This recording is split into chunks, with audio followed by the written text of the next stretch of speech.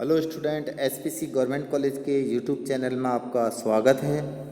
आज का टॉपिक है व्यवहारिक समाजशास्त्र की उपयोगिता व महत्व। इससे पूर्व जो वीडियो था वो व्यवहारिक समाजशास्त्र की विषय वस्तु व विषय क्षेत्र से संबंधित था।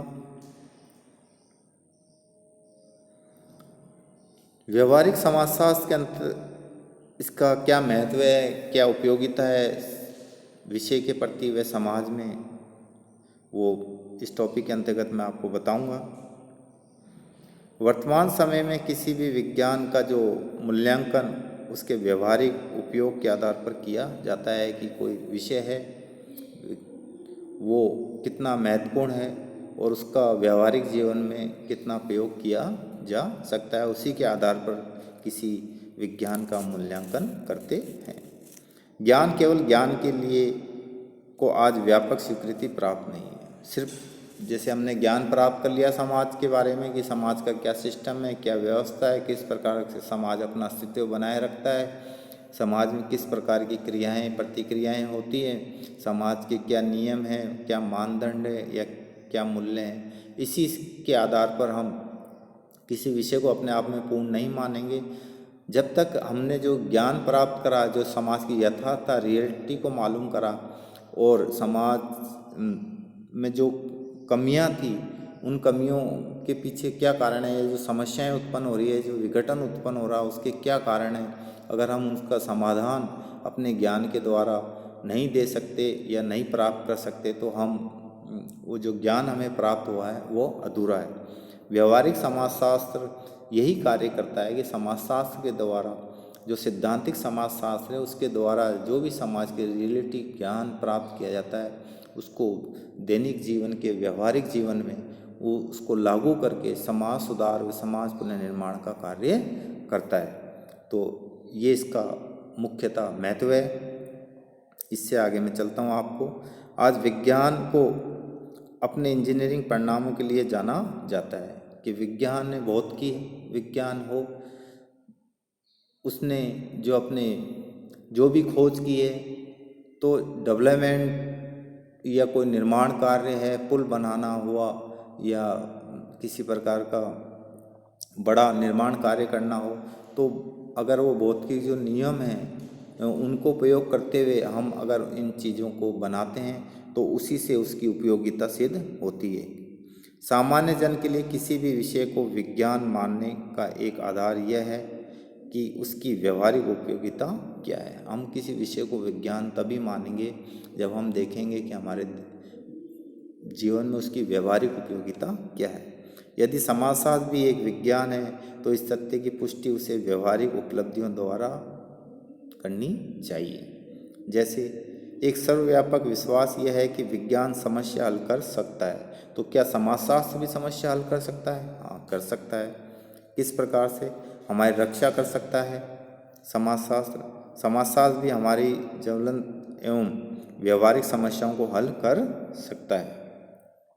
इस प्रकार की धारणा सामान्य लोगों में नहीं होती है, लेकिन जो समाजशास्त्र के विशेषज्ञ हैं, सामाजिक एजेंसियों, विश्वविद्यालय प्रशासन एवं सरकार आदि इस धारणा के प्रति अपना विश्वास रखता है और जो भी सिद्धांतिक समाजशास्त्र के द्वारा ज्ञान अर्जित किया जाता है उसको व्यवहारिक समाजशास्त्र के अंतर्गत उपयोगी बनाया जाता है और समाज सुधार का कार्य किया जाता है। व्यवहारिक समाजशास्त्र का ज्ञान समाजशास्त्रियों को विभिन्न प्रकार की परिवर्तन दशाओं के अंतर्गत मानवीय संबंधों का अध्ययन करने का अवसर प्रदान करता है। इस प्रकार के अध्ययन से समाजशास्त्री जिन सिद्धांतों को ज्ञात करते हैं उन्हीं की सहायता से ऐसी पद्धतियों का विकास होना संभव हो पाता है जो स्वस्थ सामाजिक अभियोजन के कार्यक्रम व नीतियों को वास्तविक रूप दे सके। समाज के विषय में अपन जो भी कार्यक्रम बनाते हैं या पॉलिसियाँ बनाते हैं या नीतियाँ बनाते हैं उसमें ये समाजशास्त्र का जो सिद्धांतिक पक्ष है उसके द्वारा जो ज्ञान हमने प्राप्त करा है वो उसमें बहुत सहायक होता है। व्यवहारिक समाजशास्त्र मानव के बदलते संबंधों का अध्ययन करता है तथा समाज में व्याप्त सामाजिक समस्याओं एवं कुसमायोजन को दूर करने के लिए नीतियाँ एवं कार्यक्रम प्रदान करता है। बाटोमोर ने व्यवहारिक समाजशास्त्र की प्रमुख 3 उपयोगिताओं का उल्लेख किया है। वह है सामाजिक नीति निर्धारण का कार्य व्यवहारिक समाजशास्त्र के द्वारा किया जाता है, सामाजिक नियोजन एवं सामाजिक समस्याओं का निराकरण। इनका उल्लेख हम आगे करेंगे।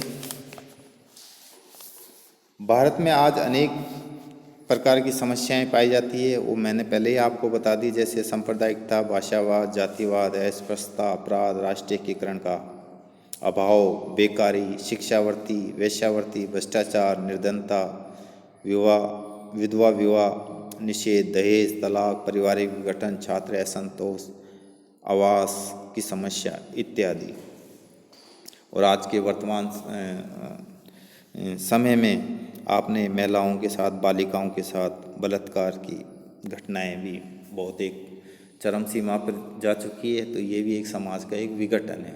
मानव अपने दुष्कृत्यों के द्वारा मतलब इस प्रकार की घटनाओं को अंजाम दे रहे हैं। तो ये समाज के विघटन, एक तरह से विघटन की ओर बढ़ रहा है समाज। और भविष्य में अगर इसका समाधान नहीं किया गया प्रशासन, कानून या सरकारों द्वारा, तो ये एक व्याधि की समस्या के रूप में उत्पन्न होगी। जेंडर असमानता, विपरीत लिंगियों के प्रति दुष्विचार या दुष्भावनाएं, तो ये भविष्य में ये एक सामाजिक विघटन व एक सामाजिक व्याधि के रूप में ये उत्पन्न होने की संभावना इसकी पूरी प्रतीत होती है। व्यवहारिक समाजशास्त्र इन समस्याओं को हल करने में 3 प्रकार से सहयोग देता है। ये मैंने आपको बता दिया। भारत में अनेक प्रकार की समस्याएं पाई जाती है। व्यवहारिक समाजशास्त्र इन समस्याओं को हल करने में 3 प्रकार से योग दे सकता है या अपनी भूमिका निभा सकता है। निरोधात्मक, इस प्रकार भूमिका के रूप में समाजशास्त्री समस्याओं को उत्पन्न न होने देने के लिए उन कारणों व परिस्थितियों पर कानूनी पाबंदी लगाने का सुझाव दे सकते हैं जो समस्याओं को पैदा करते हैं। निरोधात्मक भूमिका में व्यवहारिक समाजशास्त्रियों द्वारा जो समस्या उत्पन्न हो रही है, उत्पन्न होने के पीछे जो कारण है, वो परिस्थितियाँ हैं, उनके विषय में प्रशासन को जागरूक करता है और सुझाव देता है कि आप इन कारणों और परिस्थितियों पर पाबंदी लगाओ, जिससे भविष्य में इस प्रकार की समस्याएं पैदा ना हो। निरोधात्मक भूमिका के अंतर्गत व्यवहारिक समाजशास्त्र कार्य करता है। दूसरा टॉपिक है उपचारात्मक। पहले तो समस्या को रोकना, निरोधात्मक का तात्पर्य रोकना, उसके कारणों को ढूंढकर उसको रोका जाए, वो वापिस वो सिचुएशन, वो कारण उत्पन्न नहीं हो। उपचारात्मक, इस भूमिका में व्यवहारिक समाजशास्त्री अपराधियों, बाल अपराधियों, अनाथों, विकलांगों एवं रोगियों को प्रशिक्षण एवं आर्थिक सहायता प्रदान करने के सुझाव दे सकते हैं। उपचारात्मक का मतलब है पहले कोई अपराधी है या बाल अपराधी है तो वो अपना जीवन, अपराधी जो उसने कृत्य करा है, सज़ा भुगतने के बाद या सज़ा से जब वो रिहा होता है, तो वो अपना समाज की मुख्य धारा में उसको कैसे जोड़ा जाए, मतलब उसका जीवन सामान्य पहले की तरह कैसे सामान्य जीवन हो जाए, उसके लिए समाजशास्त्री सुझाव देते हैं। और प्रशासन को ये सुझाव देते हैं कि उनको किसी प्रकार का प्रशिक्षण दिया जाए जिससे वो आर्थिक अर्जन कर सकें, या उनको कोई रोजगार का ज्ञान दिया जाए। तो आपने देखा होगा जेलों में जो अंदर बंद कैदी हैं, उनको विभिन्न प्रकार के लघु उद्योग से संबंधित प्रशिक्षण दिए जाते हैं, जिससे वो जेल से बाहर निकलकर अपना जीवन यापन कर सकें। क्योंकि आप ये मानते हो और ये सभी जानते हो कि व्यक्ति जब जेल में रहता है तो वो पूरी तरह से समाज से कट जाता है और उसका परिवार और आर्थिक रूप से काफ़ी पिछड़ जाता है। तो जब वो बाहर आता है, अगर किसी प्रकार का उसके पास प्रशिक्षण है या कार्य करने की दक्षता है, तो वो समाज में वापस समाज की मुख्य धारा में जुड़ने की उसकी संभावनाएं पूरी बढ़ जाती है कि वो किसी प्रकार का रोजगार करेगा, कोई कार्य करेगा तो उसको आर्थिक अर्जन होगा, तो अपराध की ओर वापस अग्रसित नहीं होगा। तो ये उपचारात्मक भूमिका व्यवहारिक समाजशास्त्र के द्वारा निभाई जाती है। रचनात्मक, इस प्रकार की भूमिका के लिए समाजशास्त्री विभिन्न प्रकार के कल्याण कार्य एवं पुनर्वास योजनाएं तथा नीतियों के निर्माण में अपना योग दे सकते हैं। इस प्रकार के कार्यों में जीविकोपार्जन के लिए बच्चों को प्रशिक्षण प्रदान करने तथा उनके स्वास्थ्य में गिरावट को रोकने आदि के कार्यक्रम अपनाए जा सकते हैं। रचनात्मक कार्य किए जाते हैं समाजशास्त्री द्वारा, जैसे पुनर्वास योजना, कोई मतलब कि परिवार आवास उसका विघटित हो गया है, कुछ हो गया है, आर्थिक रूप से वो किसी प्रकार से बहुत निम्न अवस्था में है, तो उनको पुनः उनका बसाया जाता है और जो बच्चे हैं उनको प्रशिक्षण दिया जाता है जिससे कि वो आर्थिक अर्जन कर सके और भविष्य में किसी प्रकार का आपराधिक गतिविधियों में वो लिप्त नहीं हो।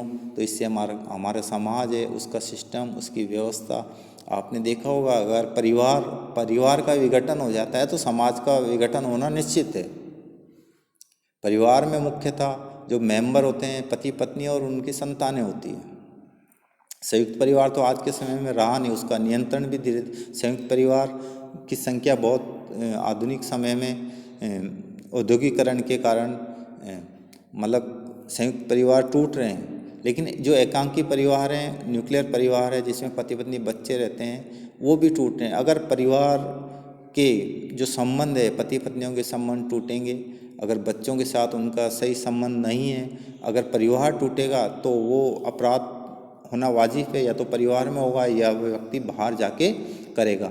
तो अगर सभी परिवारों की स्थिति ऐसी हो जाएगी तो समाज का विघटन होना निश्चित है। तो सर्वप्रथम हम जो परिवार है उसको उसका निर्वास, उसको बसाना, बालकों को प्रशिक्षण देना, परिवार के जो मुखिया हैं उनको प्रशिक्षण देके उनका जीवन मतलब कि समाज के अनुकूल चल सके, ऐसा करने का प्रयास व्यवहारिक समाजशास्त्र के द्वारा किया जाता है और अलग अलग स्टेज में किया जाता है। निरोधात्मक में कारणों और परिस्थितियों को समझकर उनको हल करने की या पाबंदियां लगाने की कोशिश की जाती है। उपचारात्मक में उनको प्रशिक्षण दिया जाता है जिससे वो अपना आर्थिक अर्जन कर सके। रचनात्मक में उनको क्रिएटिव गतिविधियां सिखाई जाती है जिससे उनको अपने समाज, परिवार, उसके प्रति उनको लगाव उत्पन्न हो और वो अपना जीवन सहजता से समाज के जो कर्तव्य है उनको सहजता से निभा सकें और समाज में व्यवस्था बनी रहे। धन्यवाद स्टूडेंट। ये वीडियो यहीं समाप्त होता है और ये टॉपिक भी यहीं समाप्त होता है।